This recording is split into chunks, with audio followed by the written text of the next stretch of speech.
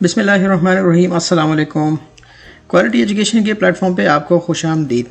आज का लेक्चर भी इंग्लिश फ्रेजेस के हवाले से है। ये है हमारा लेक्चर नंबर 9 और आज हम बात करेंगे प्रोफेशनल इंग्लिश की, यानी इंग्लिश के ऐसे फ्रेजेस हम देखेंगे जिन्हें आप प्रोफेशनली इस्तेमाल करते हैं।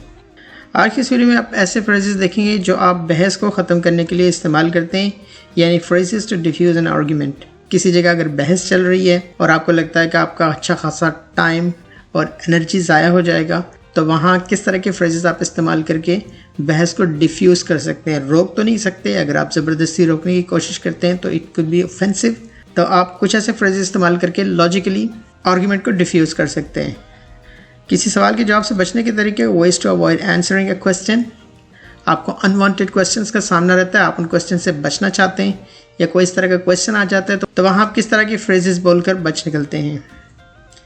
किसी को दुरुस्त कहने के तरीके ways to say someone is correct, या किसी को गलत कहने के तरीके ways to say someone is wrong. तो ये फ्रेजेस की काइंड्स हैं जिन्हें हम आज देखेंगे। और इसमें ऑब्वियसली मैंने आपको पहले बताया था कि इंग्लिश के अंदर एक चीज़ बड़ी काउंट होती है, दैट इज़ योर वैरायटी, कि आप वैरायटी ऑफ फ्रेजेस इस्तेमाल करते हैं और अपनी स्पीकिंग के अंदर या अपनी कम्युनिकेशन के अंदर अट्रैक्शन को पैदा करते हैं। 3 तरह के एक्सप्रेशन आप सीखेंगे। बराह रास्त इजहार, डायरेक्ट एक्सप्रेशन। फ्रेजेस के अंदर आप अगर डायरेक्ट एक्सप्रेशन देते हैं, किसी को ये तासुर देते हैं कि what exactly you want to say, कि आप क्या कहना चाहते हैं। या बिलवास्ता इजहार, इनडायरेक्ट एक्सप्रेशन। या फिर फॉर्मल रिप्लाई, जो कि प्रोफेशनल इंग्लिश के अंदर बड़ा काउंट करता है। तो चले स्टार्ट करते हैं। सबसे पहले हम देखेंगे ऐसे फ्रेजेस जो कि बहस को ख़त्म करने के लिए या बहस को कम करने के लिए इस्तेमाल होते हैं। Phrases to diffuse an argument. सबसे पहले मैं आपको ऐसे फ्रेजेस बताऊंगा जिसमें आप बहस को ख़त्म करने के लिए तजवीज़ देते हैं। सजेस्टिंग स्टॉपिंग आर्गूमेंट्स, आप किसी को सजेस्ट करते हैं, मशवरा देते हैं कि यार बेहतर है कि हम बहस ना ही करें। आज की वीडियो आपके लिए बहुत ही इन्फॉर्मेटिव होने वाली है, इसलिए आपसे गुजारिश है कि आप इसे पूरा देखिए। तो चलें स्टार्ट करते हैं। हमारा सबसे पहला फ्रेज़ है लेट्स स्टॉप आर्ग्यूइंग, चलें बहस करना छोड़ दें। अगर आप डायरेक्टली किसी से कहना चाहते हैं कि यार बहस ना करें या बहस करना छोड़ दें, तो वहाँ पे आप ये इंग्लिश का फ्रेज़ इस्तेमाल कर सकते हैं, लेट्स स्टॉप आर्ग्यूइंग। या आप कह सकते हैं लेट्स हैव अ ब्रेक। ये भी एक इनडायरेक्ट एक्सप्रेशन है, यानी आप किसी टॉपिक पे आर्ग्यू कर रहे हैं, आर्ग्यूमेंट्स चल रही हैं और आपको लगता है कि अच्छा खासा टाइम बर्बाद हो जाएगा, आप किसी नतीजे पे नहीं पहुँचेंगे, तो वहाँ पे आप ये फ्रेज़ इस्तेमाल कर सकते हैं, लेट्स हैव अ ब्रेक। इसका मतलब ये होता है कि चलो कोई वक्फा ले लेते हैं, आर्ग्यूमेंट्स को रोक लेते हैं। या आप कह सकते हैं I think we are wasting our time, मेरे ख्याल में हम अपना वक्त ज़ाया कर रहे हैं। ये बड़ा लॉजिकल सेंटेंस है, आप इसे इस्तेमाल कर सकते हैं। किसी जगह आपको लगता है कि आर्ग्यूमेंट किसी और तरफ जा रही है, आपका टाइम वेस्ट हो रहा है, तो आप कह सकते हैं I think we are wasting our time. Next phrase की तरफ देखिए, I think we better change our topic. किसी जगह आपको ये लगता है कि एक ऐसे टॉपिक पे बहस हो रही है जिसका कोई मकसद नहीं है, आप ये सजेस्ट करते हैं कि यार चलो टॉपिक चेंज कर लेते हैं, किसी और टॉपिक पे बात करते हैं, because we are just arguing and wasting our time. तो वहाँ पे आप ये सजेस्ट कर सकते हैं, आप कह सकते हैं I think we better change our topic. Next phrase की तरफ देखिए, could you please end the conversation, क्या आप बात ख़त्म कर सकते हैं।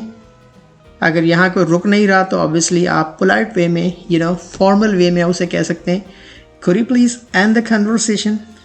आप ये भी कह सकते हैं कैन यू स्टॉप आर्ग्यूइंग, लेकिन ये इनफॉर्मल तरीका है। अगर आप किसी से कहेंगे तो ऑब्वियसली उसे गुस्सा भी आएगा एंड इट्स क्वाइट ऑफेंसिव, और वो फिर डिफेंसिव स्टेट में चला जाएगा, वो डिफेंड करेगा अपने पॉइंट को। तो इससे बचने के लिए आप उसे पोलाइट वे में, फॉर्मल वे में कह सकते हैं, could you please end the conversation. ये सारे फ्रेजेस मैंने यहाँ लिख दिए हैं, आप इन्हें कॉपी कर सकते हैं अगर आप कॉपी करना चाहें तो। These are very useful for you. अब हम देखेंगे रीजनिंग, इस्तदलाल, यानी रीजनिंग करना। आप थोड़ी सी रीजनिंग करते हैं, वजह पूछते हैं बहस करने की। Let's look at the first sentence, what's your point, तुम्हारा नज़रिया क्या है। आपको लगता है कि आर्गुमेंट बढ़ती जा रही है लेकिन आपको उसकी समझ नहीं आ रही है, तो आप वहाँ पे ये फ्रेज इस्तेमाल कर सकते हैं, व्हाट्स योर पॉइंट। नज़रिए से मुराद है कि वो शॉर्ट सा तुम्हारा मकसद क्या है, just tell me in a short phrase और समराइज द होल आर्गुमेंट। आप मुझे बताओ कि आपका मकसद क्या है, क्योंकि I am not getting the point. What are you trying to say, आप क्या कहने की कोशिश कर रहे हैं। आपको अगर लग रहा है कि आर्गुमेंट हो रही है और आपको कुछ चीज़ समझ नहीं आ रही है, तो obviously you can use this phrase. बहुत ही आसान सा फ्रेज है, सामने वाले को समझ में आ जाएगा और वो आपको मकसद बताएगा कि what he wants to say, कि वो क्या कहना चाहता है। What are you trying to say, आप क्या कहने की कोशिश कर रहे हैं। नेक्स्ट फ्रेज है आपका व्हाट्स योर बिगेस्ट कंसर्न। आपकी सबसे बड़ी परेशानी क्या है। What's your biggest concern. आप ये भी कह सकते हैं व्हाट्स योर बिगेस्ट प्रॉब्लम, लेकिन अगेन प्रॉब्लम का वर्ड जो होता है बहुत ही डायरेक्ट एक्सप्रेशन को जाहिर करता है। आप ये भी कह सकते हैं व्हाट्स योर कंसर्न, कि आपकी परेशानी क्या है। नेक्स्ट फ्रेज की तरफ देखिए, what do you need right now. अभी आपको क्या ज़रूरत है या आपको किस चीज़ की ज़रूरत है। ऑब्वियसली आपको लगता है कि कोई आर्ग्यूमेंट के पीछे वो कोई डिमांड कर रहा है, you know he is trying to ask something and he is taking you to that point. वो आपको उस पॉइंट की तरफ लेके जा रहे हैं, तो आप उससे पूछ सकते हैं what do you need right now. आप कह सकते हैं व्हाट डू यू वांट, तुम क्या चाहते हो। नेक्स्ट फ्रेज की तरफ देखिए, what would it take to make you happy. आपको खुश करने के लिए क्या करना पड़ेगा। या आप कह सकते हैं ऑब्वियसली जहाँ you are talking to someone who is loving to you. आप अपने बच्चे से बात कर रहे हैं, छोटे भाई से बात कर रहे हैं, someone is dear to you, आप उससे बात कर रहे हैं, तो आप ये फ्रेज़ भी इस्तेमाल कर सकते हैं। ये भी ज़रा आर्ग्यूमेंट को कम करने के लिए थोड़ा लंबा फ्रेज़ है, लेकिन अगर आपको याद रहेगा it looks professional. What would it take to make you happy. या आप शॉर्ट कह सकते हैं what can make you happy. तुम्हें क्या चीज़ खुश कर सकती है। What can make you happy. Next phrase की तरफ देखिए, आप ये भी इस्तेमाल कर सकते हैं what can I do to make you happy. मैं तुम्हें खुश करने के लिए ऐसा क्या कर सकता हूँ। What can I do to make you happy. ये तो रीजनिंग के हवाले से। अब हम बात करेंगे वार्निंग समवन, किसी को मुतनबी करना। I don't know what this word is, मुतनबी, और किसी को तंबी करना, किसी को वार्न करना। सबसे पहला फ्रेज है यू बेटर स्टॉप, तुम बेहतर रुक जाओ। आपको ये इस्तेमाल तो नहीं करने चाहिए, लेकिन किसी जगह इस्तेमाल करने पड़ते हैं बाज़ औक़ात, when you are talking to people. You better stop, तुम बेहतर रुक जाओ। Can you just stop. या आप कह सकते हैं डोंट टेस्ट माई पेशेंस, मेरे सब्र का इम्तिहान न लें। ये भी बड़ा प्यारा फ्रेज है, ऑब्वियसली अगले वाले को समझ में आ जाएगी। Don't test my patience. I can tolerate further arguments, मैं मज़ीद दलाइल या आर्ग्यूमेंट्स बर्दाश्त नहीं कर सकता। आपको लगता है आर्ग्यूमेंट बहुत हो गई है और पानी सर से ऊपर जा चुका है, you don't have tolerance any more, so you can use this phrase I can tolerate further arguments. मैं मज़ीद आर्ग्यूमेंट्स को बर्दाश्त नहीं कर सकता, प्लीज़ स्टॉप और else I am going to do something. Next phrase की तरफ देखिए, can you stop speaking rubbish, क्या आप बकवास करना बंद कर सकते हैं। ये तो बिल्कुल ही एंड स्टेज आ गई, आपको तो ये फ्रेज इस्तेमाल नहीं करना चाहिए, but again according to the situation, variety of people, आप वहाँ पे सिचुएशन देख के फ्रेज इस्तेमाल कर भी सकते हैं। Can you stop speaking rubbish, क्या आप बकवास करना बंद कर सकते हैं। या आप कह सकते हैं can you just shut up, क्या सिर्फ अपना मुंह बंद कर सकते हैं। तो ये दो फ्रेजेस हैं जो कि इनफॉर्मल हैं, लेकिन सिचुएशन के लिहाज से इस्तेमाल किए जा सकते हैं। Look at the next phrase, can you just shut your beak, क्या आप सिर्फ अपनी चोंच बंद कर सकते हैं। यह भी एक इनफॉर्मल फ्रेज है, आप इस्तेमाल कर सकते हैं अगर आपने किसी को चुप करवाना हो। Can you just shut your beak, क्या आप अपनी चोंच बंद कर सकते हैं। या आप कह सकते हैं can you just shut your mouth, क्या आप अपना मुंह बंद कर सकते हैं। I don't want to hear anything else, मैं मज़ीद कुछ सुनना नहीं चाहता। तो ये थे फ्रेजेस आप इस्तेमाल कर सकते हैं अगर फॉर्मल वे में या इनफॉर्मल वे में आपने किसी को ये बताना हो कि मुझसे आर्ग्यू ना करें एंड यू वांट समवन। चलिए नेक्स्ट फ्रेजेस की तरफ देखते हैं। फ्रेजेस की काइंड है किसी सवाल के जवाब से बचने के तरीके, ways to avoid answering a question. तो सबसे पहली टाइप है हमारे पास रिफ्यूजिंग टू आंसर, जवाब देने से इनकार करना। आप डायरेक्टली इस तरह के फ्रेजेस बोलते हैं कि जो ये तासुर देते हैं कि आप आंसर नहीं करना चाहते, you don't want to answer them. पहला फ्रेज है नो कमेंट, कोई तबसरा नहीं। फॉर एग्जांपल आप कहते हैं नो कमेंट, इसका मतलब है कि यार ये टॉपिक है ही नहीं, इट्स नॉट रिलेटेड टू अस।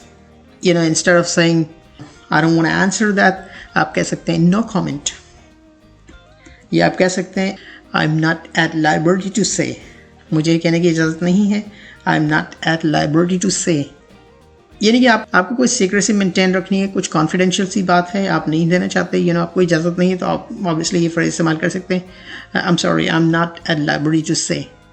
आप ये भी कह सकते हैं I am not allowed to say, मुझे कहने की इजाज़त नहीं है। ये भी एक कॉमनली इस्तेमाल होने वाला फ्रेज है। नेक्स्ट फ्रेज की तरफ देखिए, I am sorry that's confidential, मुझे अफसोस है ये खुफिया है। जो सवाल आप पूछ रहे हैं वो इन्फॉर्मेशन मैं आपको नहीं दे सकता बिकॉज इट्स कॉन्फिडेंशियल, मुझे ऑफिशियली इस चीज़ की रिस्ट्रिक्शन है कि मैं इन्फॉर्मेशन को रिले ना करूं, तो आप ये फ्रेज इस्तेमाल कर सकते हैं I am sorry it's a good question but that's confidential, मुझे अफसोस है ये खुफिया है। या आप कह सकते हैं I am sorry that's personal, मुझे अफसोस है ये ज़ाती है, यानी ज़ाती सवाल है और ये ज़ाती सवाल का जवाब मैं नहीं देना चाहता, या किसी की ज़ात के बारे में है I don't like to talk about that, मैं उस चीज़ के बारे में बात नहीं करना चाहता, तो so you can use this phrase, I am sorry, that's personal. Next phrase है I would rather not talk about it. मैं इसके बारे में बात नहीं करना चाहता था, या मैं इसके बारे में बात नहीं करना चाहूँगा। इसके दोनों मीनिंग होते हैं, आप ले सकते हैं कोई भी। आई would rather not talk about it. ये थे सारे फ्रेजेस किसी को रिफ्यूज़ करने के लिए कि आप उसके सवाल का जवाब नहीं देना चाहते। नेक्स्ट फ्रेज है रीजनिंग, इस्तदलाल। रीजनिंग का मतलब होता है कि आप थोड़ा सा पूछते हैं अपनी तरफ से भी कि यार सवाल पूछने का मकसद क्या है, why are you asking this. तो उसको कहने के भी कुछ अच्छे तरीके होते हैं। वो क्या होते हैं? Let's look at these phrases. Number 1, आप कहते हैं why are you asking this, तुम ये क्यों पूछ रहे हो। ये सवाल के ऊपर एक सवाल है, कोई आपसे क्वेश्चन पूछता है तो आप उससे पूछ सकते हैं। ऑब्वियसली अगर ये आपको जवाब देना पसंद नहीं तो आप पूछ सकते हैं कि why are you asking this. जब वो अपना रीज़न देगा तो फिर आप उसको आंसर कर सकते हैं। Look at the next phrase, why do you want to know, आप क्यों जानना चाहते हैं, why do you want to know. Look at the next phrase, what's your relation with this, इससे आपका क्या ताल्लुक है। अगर आप प्रोफेशनल इदारे में, ऑब्वियसली सर का क्वेश्चन आपके सामने आता है और आपको लगता है कि it's not related to him, it's not in his scope, तो आप उससे पूछ सकते हैं what's your relation with this, इससे आपका क्या ताल्लुक है, why are you asking this if it's not related to you. Look at the next phrase, what's the purpose of this question, इस सवाल का मकसद क्या है। आप ये भी एज अ क्वेश्चन पूछ सकते हैं, what's the purpose of this question, इस सवाल का मकसद क्या है। तो इसके पीछे जो मकसद होगा वो आपके सामने आ जाएगा, what's the purpose of this question. आप कुछ ऐसे फ्रेजेस देखते हैं जिनमें आप थोड़ा सा टफ अंदाज में बात करते हैं। तो आप कहते हैं माइंड योर ओन बिजनेस, तुम अपने काम से काम रखो, mind your own business, this is not related to you, mind your own business. Next phrase की तरफ देखिए, वो भी ऐसा ही है, it's none of your business, इससे आपको कोई काम नहीं है या इससे आपको कोई सरोकार नहीं है। It's none of your business, यानी कि ये आपका काम ही नहीं है, इसलिए आप इसमें इंटरफेयर ना करो, आप ना पूछो। तो ये थे phrases ways to avoid answering question. अब मैं आपको बताता हूँ फॉर्मल रिप्लाई, बाज़ाब्ता जवाब, यानी कि ऑब्वियसली क्वेश्चन तो पूछा गया, आप उसका जवाब देना चाहते हैं। अगर नहीं भी आता आप फॉर्मल तरीके से कह सकते हैं कि चलो फिर जवाब का इंतज़ार करो। Look at the first phrase, let's wait and see, देखो और इंतज़ार करो। कोई सिचुएशन पूछी जाती है, आपको feel for on the spot आप उसका आंसर नहीं कर सकते, तो you can tell them let's wait and see, देखो और इंतज़ार करो, मुझे भी नहीं पता क्या होने वाला है, I don't know what's going to happen. Next phrase की तरफ देखिए, let me get back to you, मैं आपके पास वापस आता हूँ। ये फ्रेज शायद मैंने पहले भी आपको बताया था पिछली वीडियोज़ में। Let me get back to you का मतलब होता है कि यार मुझे तो पता नहीं है, ज़रा मुझे पूछने दो किसी से, मुझे ज़रा इंक्वायर करने दो, let me collect the information, मैं आपके पास दोबारा आता हूँ और आपको बताता हूँ उसके बारे में। तो आप कह सकते हैं let me get back to you. बड़ा प्यारा फ्रेज है, प्रोफेशनली आप किसी से कहेंगे तो ऑब्वियसली किसी को बुरा भी नहीं लगेगा और वो आपकी सिचुएशन को समझेंगे। Look at the next phrase, late me ask someone else, मुझे किसी और से पूछने दो, यार मुझे तो नहीं पता। You have a good question, आपने अच्छा सवाल पूछा है, I don't know the answer, या I am not sure about the answer, मुझे आंसर के बारे में श्योरिटी नहीं है। Let me ask someone else, मुझे किसी और से पूछने दो, I will get back to you, मैं तुम्हारी तरफ वापस आता हूँ। तो ये बड़ा फॉर्मल तरीका होता है जो कि ड्यूरिंग कम्युनिकेशन आप इस्तेमाल कर सकते हैं इन फ्रेजेस को। नेक्स्ट फ्रेज की तरफ देखिए, let's see if anyone else knows, आइए देखते हैं कोई और जानता है। ऑब्वियसली अगर आपके जहन में भी इसी तरह का क्वेश्चन है, आप भी वही चीज़ जानना चाहते हैं, तो आप जिस बंदे ने पूछा उसको साथ लेके कह सकते हैं कि चलो यार किसी और से पूछते हैं, let's see if anyone else knows. Next phrase की तरफ देखिए, let's work together to find it. किसी जगह अगर बड़ा आंसर एक्सप्लेनेटरी है, आपको लगता है कि हाँ एक्सप्लेनेशन की ज़रूरत है, रिसर्च की ज़रूरत है, अपनी इन्फॉर्मेशन आपको गैदर करनी है, तो आप ये फ्रेज इस्तेमाल कर सकते हैं, let's work together to find it, let's work together to find it. ये थे फ्रेजेस फॉर्मल रिप्लाई के हवाले से। बढ़ते हैं आगे, किसी को दुरुस्त कहने के तरीके, ways to say someone is correct. अब इसके लिए भी कुछ प्रोफेशनल तरीका होता है, आप किसी को कह सकते हैं सिचुएशन के लिहाज से वो क्या फ्रेजेस हैं। लेट्स सी, पहला तरीकाकार क्या होता है कि जब भी कोई सिचुएशन आपके सामने आती है तो आप कहते हैं हाँ ये सही है, यस दैट्स राइट। ये एक तरीका होता है किसी को करेक्ट कहने का। लेकिन आप कुछ और फ्रेजेस भी इस्तेमाल कर सकते हैं according to the situation. For example पहला है आपके पास, आप बिल्कुल ठीक हैं, you are quite right. Variety अपनी इंग्लिश के अंदर अगर आप लाना चाहते हैं, अच्छी इंग्लिश बोलना चाहते हैं, अपनी इंग्लिश कम्युनिकेशन के अंदर अट्रैक्शन पैदा करना चाहते हैं, तो ऑब्वियसली वैरायटी ऑफ फ्रेजेस इस्तेमाल करने पड़ते हैं आपको। तो आप कह सकते हैं यू आर क्वाइट राइट, आप बिल्कुल ठीक हैं, यू आर एब्सोल्युटली राइट। आप ये भी कह सकते हैं दैट्स स्पॉट ऑन, आप बिल्कुल ठीक कहते हैं, that's spot on. Next phrase है आपका यू आर डेड राइट, तुम ठीक कहते हो, यू आर डेड राइट। देखिए इसका मतलब ये होता है तुम ठीक कहते हो। अगर आपके सामने कोई कहेगा डेड राइट, तो ऑब्वियसली अगर आपको नहीं पता तो आप ये समझेंगे डेड का मतलब था मरा हुआ, but it doesn't mean. Dead का मतलब होता है like there is nothing else, that's enough, that's the end. You are dead right यानी तुम बिल्कुल ठीक कहते हो, एग्जैक्टली ऐसा ही है। नेक्स्ट फ्रेज है आपका यू हैव नेल्ड इट, तुम बिल्कुल ठीक कहते हो, you have nailed it. Next phrase है आपका there is nothing to add on that, इस पर मज़ीद कुछ भी कहने की ज़रूरत नहीं है।